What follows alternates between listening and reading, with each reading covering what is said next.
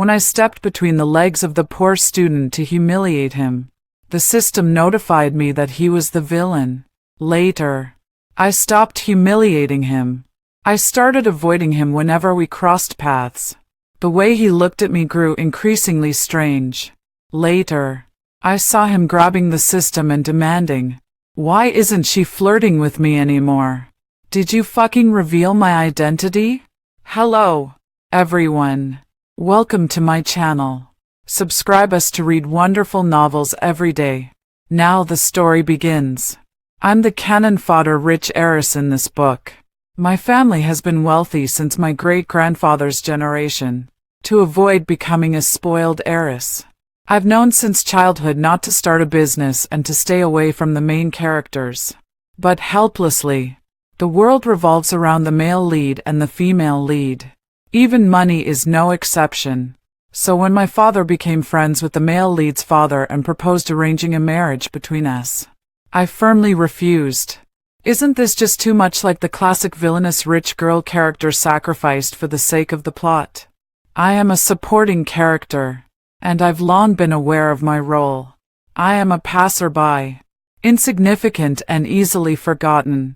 Then I cautiously revealed that I was actually supporting a male college student. My father looked embarrassed. Gritting my teeth, I said, "Fine. Have fun outside. But don't bring him home."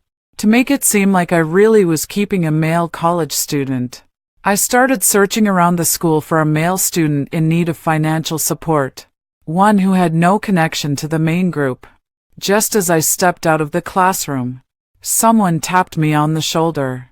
The female lead, Madeline, said with a despondent expression, "I heard you're getting engaged to Chester. Congratulations." My world is collapsing. I quickly waved my hands. "No, really not. It's just that my dad wants to climb the social ladder. But actually, I don't even know Chester at all. Seriously, even if my dad gets engaged to Chester, I wouldn't." My rapid-fire explanation actually made the female lead laugh. After casually saying a few words, she left, leaving me standing there alone in a daze. I patted my chest with lingering fear. "Excuse me." Hearing this, I looked up and saw the cold-faced scholarship student Daniel walking over. He glanced behind me, and I moved aside. I also looked over and realized he was staring at the list of financially disadvantaged students posted behind me.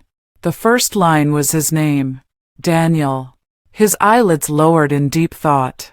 When he noticed me staring at him, he looked back.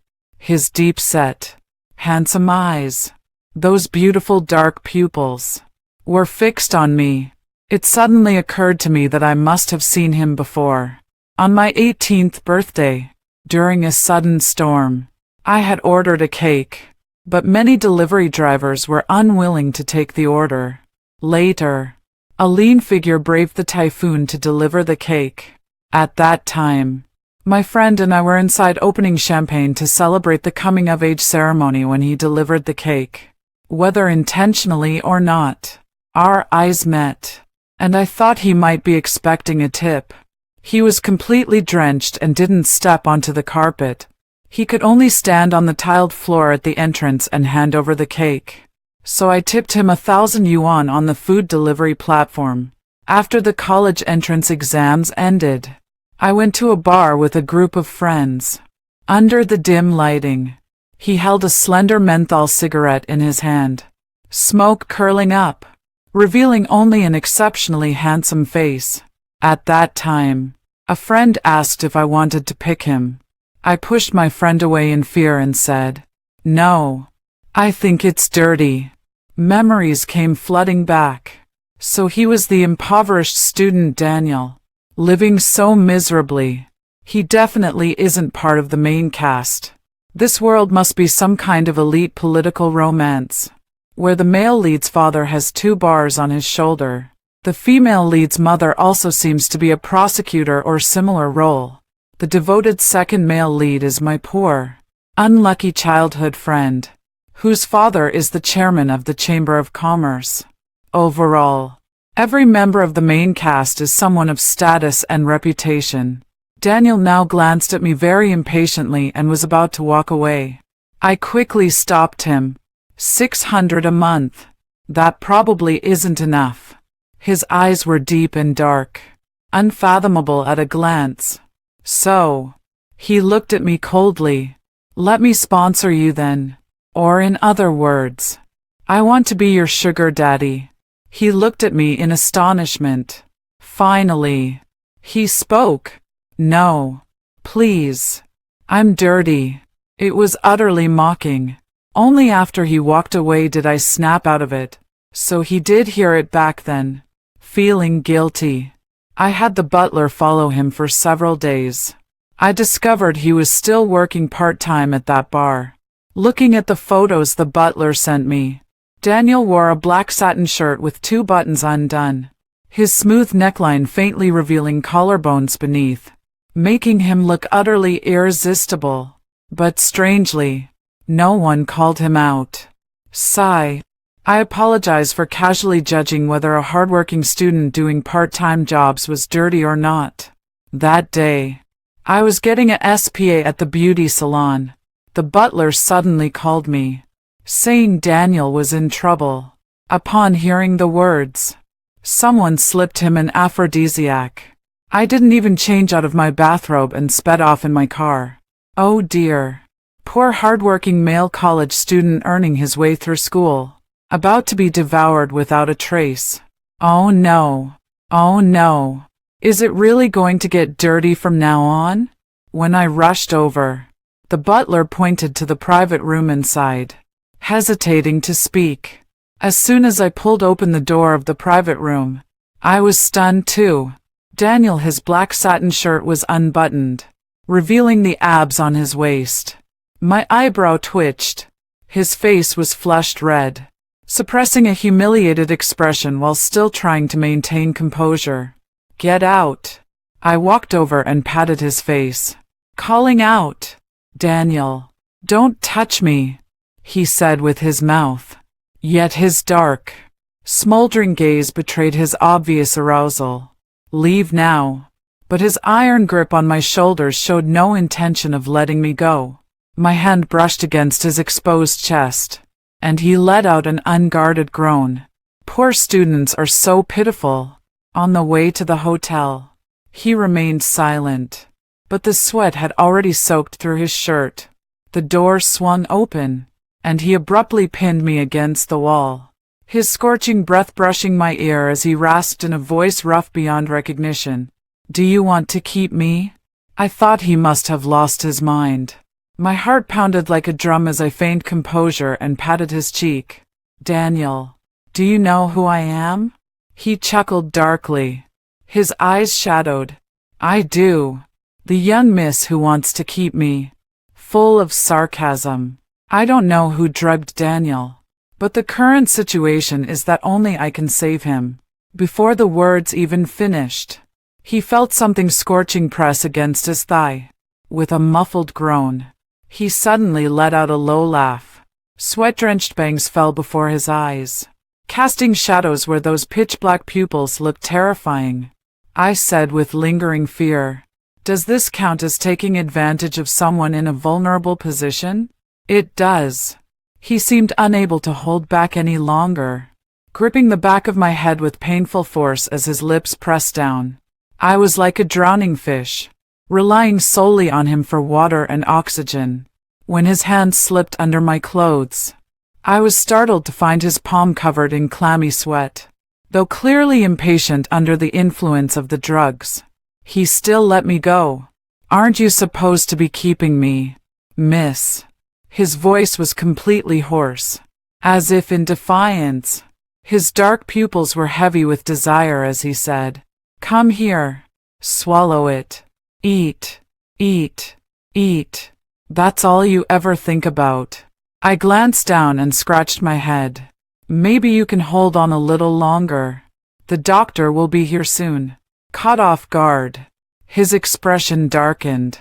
Cold sweat beaded on his forehead, his handsome brows furrowing tightly.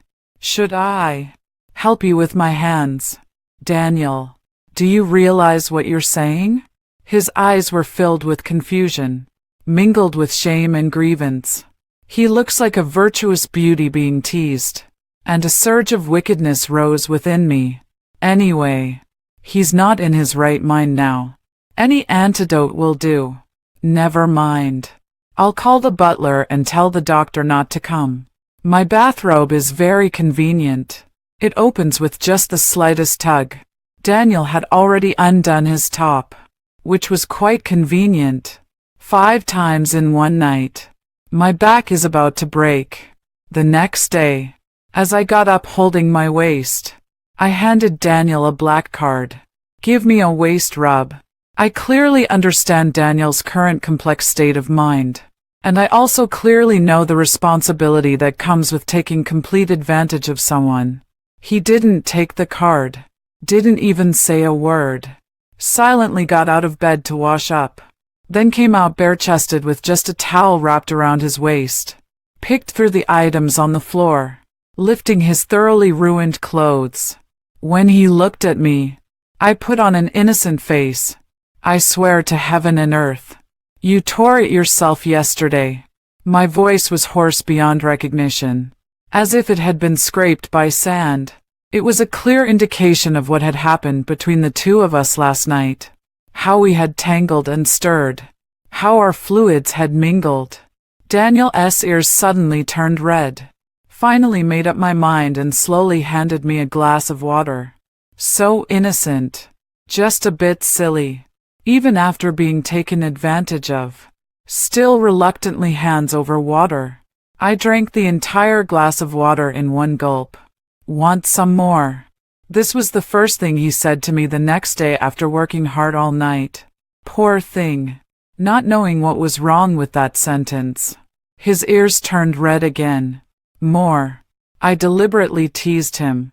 And sure enough, he froze on the spot with a complicated expression. His Adam's apple bobbed up and down, as if he was about to swear. I clicked my tongue and made a stop gesture. He left his phone at the bar. So now he's practically under my soft confinement. My conscience is acting up. After all, I forced myself on him yesterday. So I should treat him better. I propped a pillow behind my lower back and struggled to sit up. Scrolling through my phone, I picked out outfits for both of us. Waist measurement. Shoulder width. He answered each one, and I was thoroughly satisfied. Squinting as I sized him up. No wonder it's a model's physique. Just buy clothes according to standard model measurements. He pursed his lips, and after a long while, finally uttered a few words. And also, after a long pause, he said, underwear. Oh, I know the size. I've already placed the order. I said as if it were the most ordinary thing. At this point, even the corners of his eyes turned red, and he poured himself a glass of water to drink. Come here and rub my waist for me. I placed a pillow against my chest for support, turned my back to him, and let out a few whimpers. I can't just spend money for nothing. A large hand covered my waist and began to rub gently with just the right amount of pressure. I'll pay you back. The voice behind me sounded resolute. Let me calculate.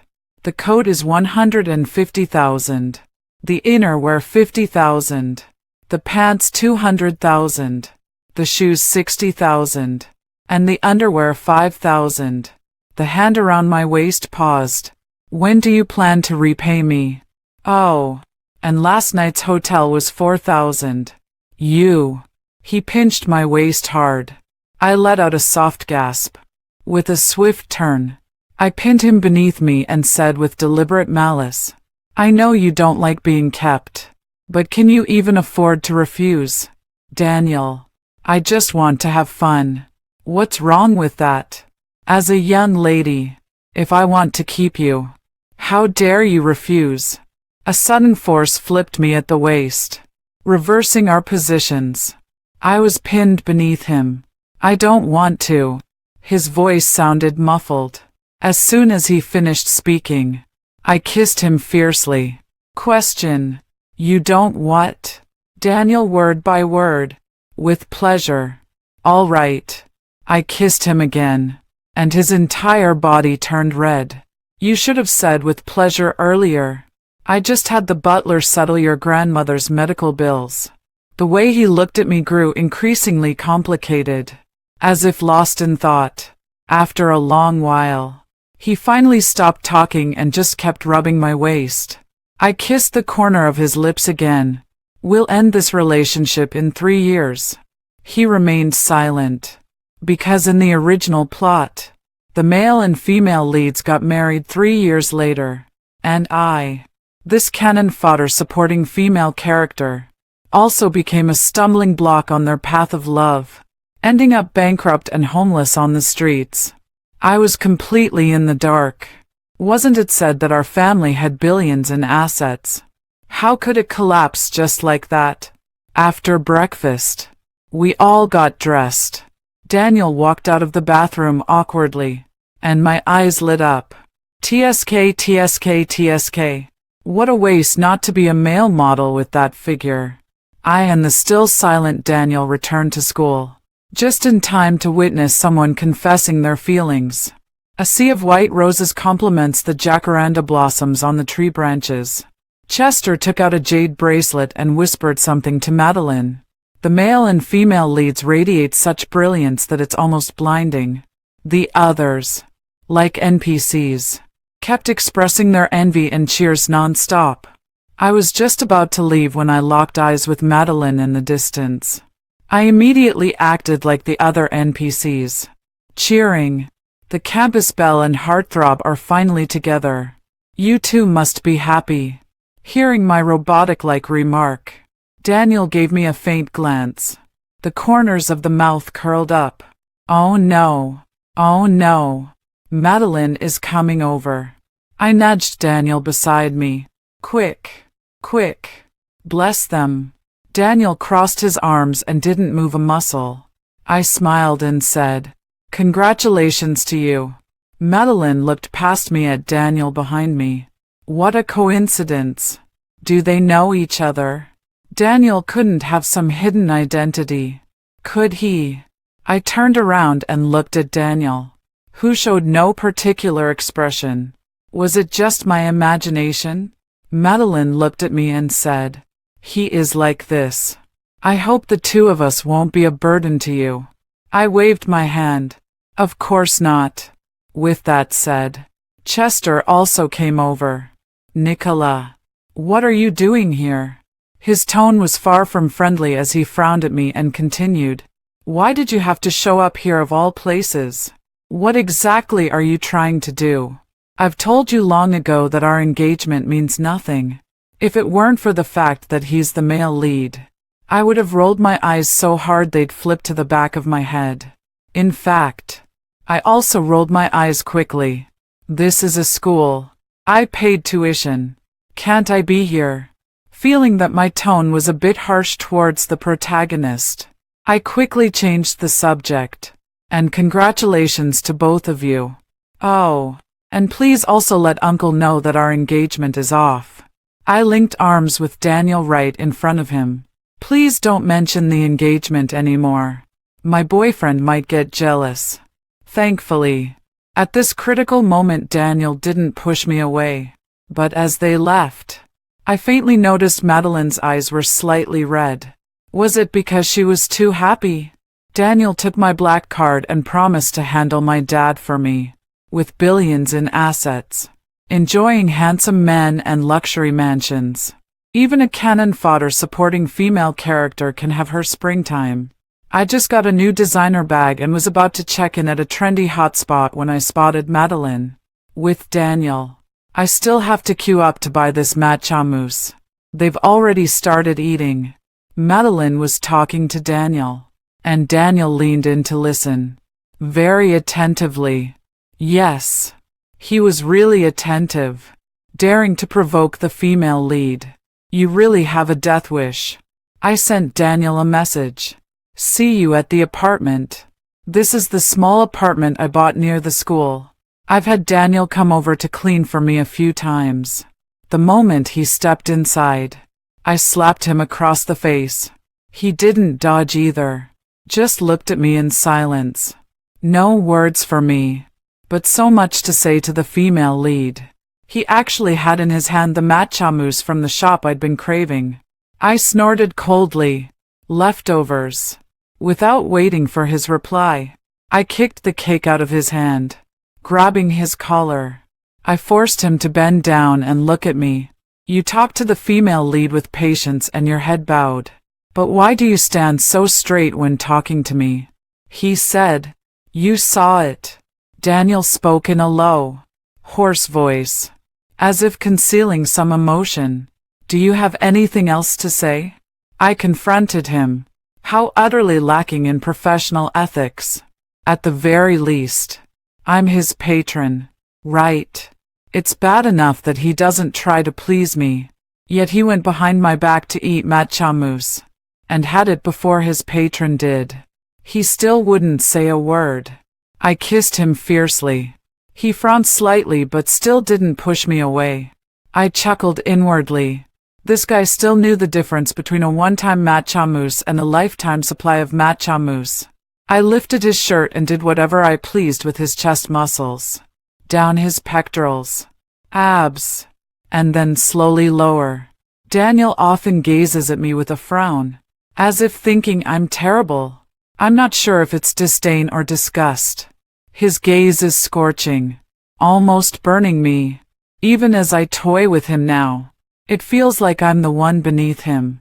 So I'll be cruel. I'll vent my anger. I'm the supporting female character. I don't need to be gentle, generous, or serene like a chrysanthemum.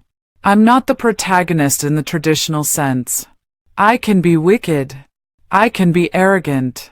But when I was exhausted and sleepy, I saw Daniel cleaning up the cake I had kicked over onto the floor. It was a complete, intact mousse cake that had now splattered into a messy puddle. Daniel left very quietly, but it still woke me up. Before he left, I said, "You must come here at this time every day from now on. I'm not a charity." Recently, there have been Daniel's expenses charged to the card I gave him. It's not a small amount. Of course, I never asked where the money went, but I will demand corresponding returns. Recently, my father's company has also encountered a series of problems. Initially, it was just because the company's stock plummeted after the news of my engagement with Chester was confirmed to be false. Then, various competitors began to emerge, snatching away the company's various businesses. In the end, even other listed partners turned against us, trying to take a share of the pie. My father was swamped with work, yet he never forced me into an arranged marriage just to find a powerful family to rely on. I once advised my father that we were just NPCs in this game, and if things got too tough, we might as well accept one of the acquisition offers from competitors. But my father refused, saying this business was his life's work. I understood the reasoning perfectly.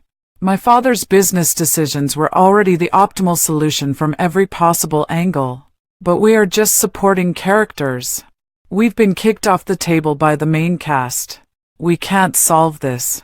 My father sold several properties under his name to cash out and address the company's cash flow issues.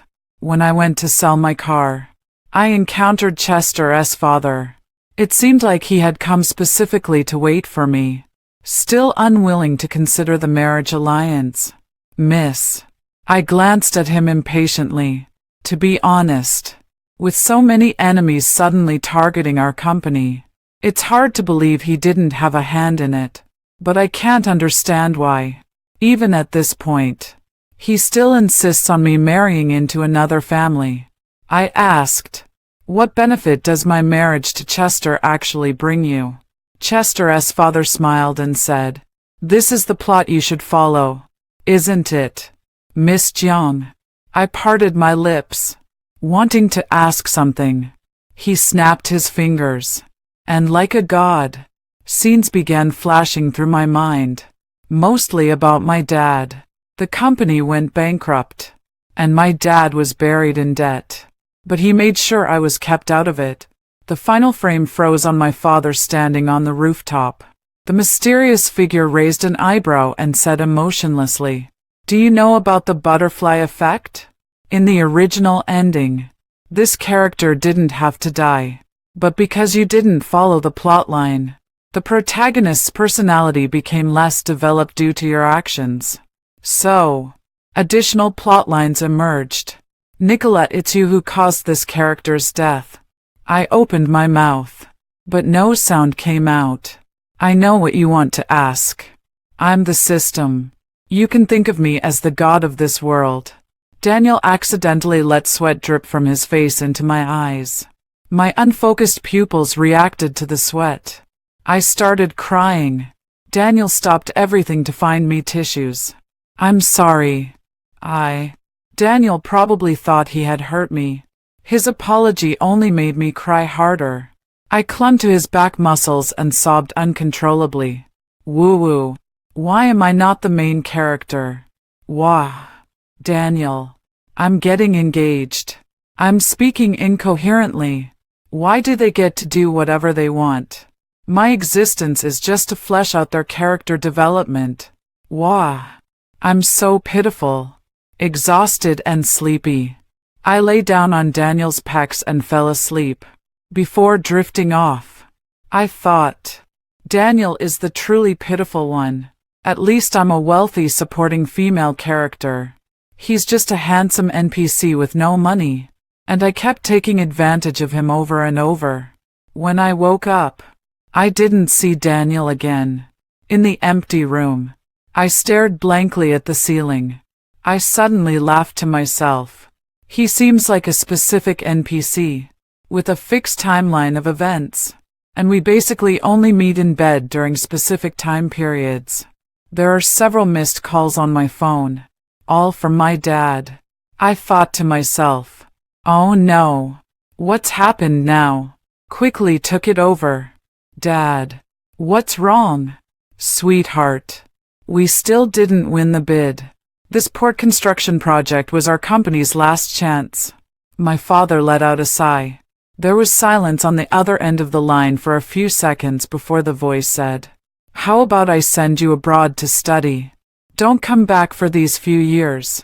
The storyline is gradually aligning with what the system revealed to me yesterday.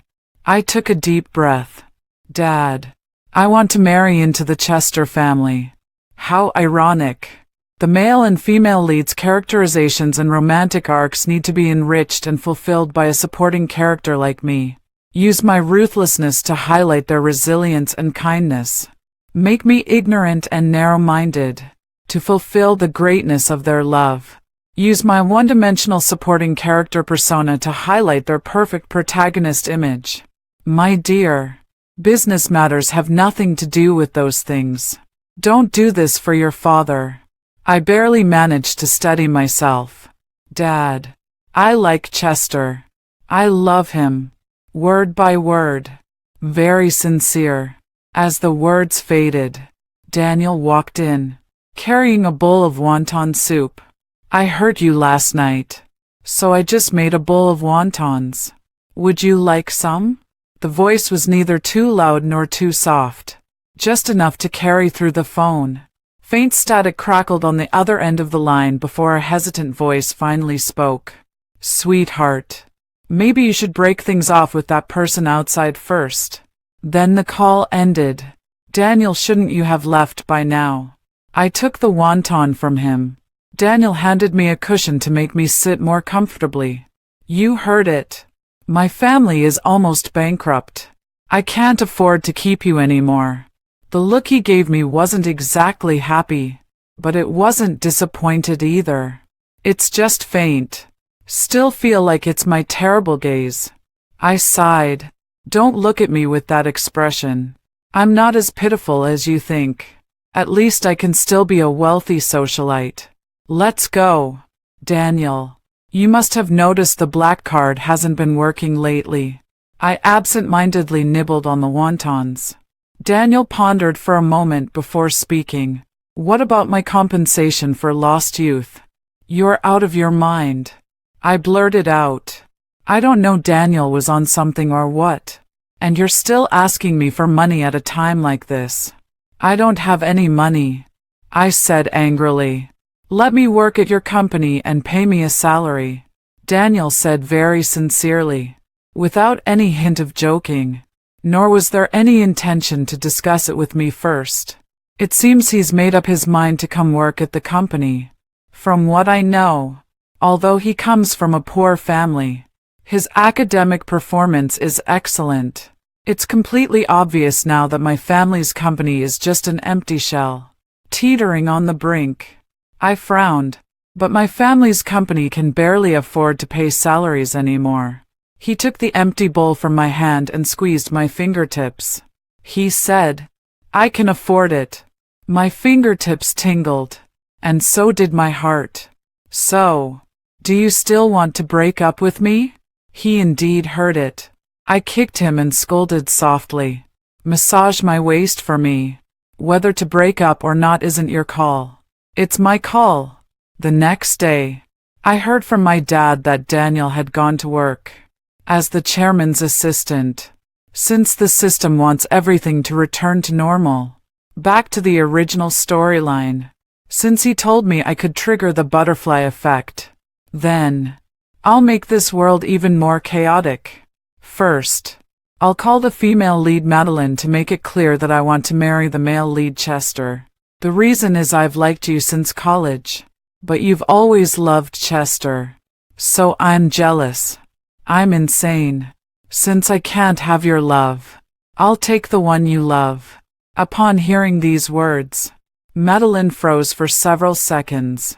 After repeatedly confirming I wasn't joking, she screamed that I was insane. Yes, I am insane. Then I called Chester and told him I didn't love him. It was actually his father I loved. If I can't be his stepmother, I can still be his father's daughter-in-law. We'll be family one way or another. Chester told me to go to a mental hospital. At the same time, in my capacity as daughter-in-law, I gifted Chester's father 3 beagles. The system is so idle. Go play with it. Meanwhile, I spread rumors online. Shocking. Nicola's father is about to form a marriage alliance with Chester's father. I turned the entire city upside down with my antics. My dad texted me, Sweetheart, stop spreading rumors. I'm scared. Whether my dad is afraid or not, others will only see that the Fabian family did not deny the news. Because the Fabian family is already in complete chaos. I forged Madeline's fake pregnancy documents and Chester's infertility test reports. The system is already overwhelmed with too many things, and the beagle has started chewing on the wires above the system's head. This world has gone mad. Fortunately, I've read enough melodramatic novels. Otherwise I wouldn't have enough material for all this drama. And so half a month passed like this. My dad happily told me that the company is actually starting to generate revenue gradually. Given time, we'll be able to pay off all the external debts. He also mentioned Daniel solved many problems and provided numerous solutions. During the video call, my dad inadvertently showed Daniel reviewing proposals at his desk. Dark circles under the eyes, a sign of poor sleep. My father also had 2 dark circles under his eyes. I parked the car, still carrying 2 bowls of soup I had made. Suddenly, a strong gust of wind blew by. I was being choked, pinned against the wall. He had changed his skin again. No longer Chester's father. He tilted his head slightly, looking at me. Are you challenging me? The soup spilled all over the floor. My face was contorted in agony from suffocation. You know, I could easily kill an insignificant side character. His hand gradually tightened, bringing a crushing sense of suffocation to my throat. Now, shall we proceed with the marriage alliance? He whispered softly in my ear, asking, as if to get the answer he wanted. He loosened one finger. I caught my breath and whispered back, in your dreams. His pupils constricted. The corners of the mouth turned upward, just as I thought he was about to snap my neck. I heard a dull thud. When I opened my eyes again, the system had already collapsed on the ground. Daniel kicked the system aside and shielded me, while the system emitted an angry buzzing sound. "How dare you stop me?" I rubbed my nearly dislocated neck and pressed my stiletto heel against the system's throat. "He's so wonderful. Why don't you marry him instead?" Marry. I truly don't understand why the system is so obsessed with forcing me into arranged marriages. If arranged marriage were truly so beneficial, such matters would never fall to an NPC like me. His repeated threats serve no other purpose than to force me into this inevitable plot point of arranged marriage. If I refuse the marriage, he uses my family to coerce and manipulate me. Once I enter into this marriage, I become utterly useless to the system. That's why he could manipulate me and discard me at will. I'm just an NPC. But I'm not stupid. The system disappeared, and I took Daniel's hand. I asked hoarsely, "Would you like to join me in messing with the male and female leads?" Daniel didn't speak, just gently squeezed the pad of my finger. I stirred up trouble everywhere, while my dad and Daniel took the opportunity to seize the businesses of the male and female leads' families. I won't stop until I've turned City A upside down. This world is gradually descending into chaos. When the male and female leads appeared together at the press conference, I noticed their auras had actually faded. No longer so dazzling. Or perhaps it's more accurate to say, no longer so blinding. They addressed the recent rumors with a series of responses. For example, Chester's father is not gay. Madeline is not pregnant. Chester as the male lead certainly cannot be infertile either. They say everything is my doing behind the scenes. That I've always been Chester's unrequited love. So I stir up storms. I scheme and plot. So, Madeline paused, then suddenly looked at the camera, as if trying to gaze at me through the lens. She chuckled lightly. "So, Nicola, are you counting on Daniel to take your side?" Chester also stared at the camera, sneering. Every character in this world exists to serve the main protagonists. "Nicola, your company's core trade secrets are all on these few sheets of paper. Stop struggling pointlessly." He tossed those sheets of paper flamboyantly toward the camera. The halos around them began to grow dazzlingly bright again. My father sat beside me, his face gradually turning pale. We pulled several all-nighters while preparing the bid documents. Only now am I eating Daniel's pre-made wontons before he left. And now the male and female leads are telling me I've been Daniel's backstab victim. The scene shifts, and Daniel appears at the press conference. Madeline smiled warmly at him. My hand trembled slightly. I should have realized earlier that running into them at the dessert shop wasn't a coincidence. With a soft sigh, "It's just that Daniel stayed by my side for so long, all to present his loyalty to the female lead. Why go to such lengths? What's the point? Standing with the main characters to judge me." My dad was cursing and grumbling, looking like he was about to have a stroke from anger. I stood there in a daze, my mind racing to figure out how to resolve this turmoil. My dad patted my hand and said, "Good girl. Dad thinks we can still hold on. What about you?" I suppressed the bitterness in my heart. "Yeah, I can too." No sooner had the words been spoken than the camera suddenly panned, revealing several police officers unexpectedly arriving at the press conference. Addressing Madeline and Chester, they said, "Please come with us for questioning." Suddenly, the judgment against me, the supporting female character, was interrupted. Daniel stood on the stage, his high-bridged nose and sharp eyes striking, as he outlined to the bewildered media the criminal activities of the main characters, as well as Chester's father and Madeline's mother. So-called elite cadre literature. is essentially about monopolizing resources in one's own hands. Whether it's a high-ranking official father or a prosecutor mother, there are numerous cases of using power to bully others. Daniel said word by word, recalling how Madeleine's father, driving under the influence, killed 2 migrant workers.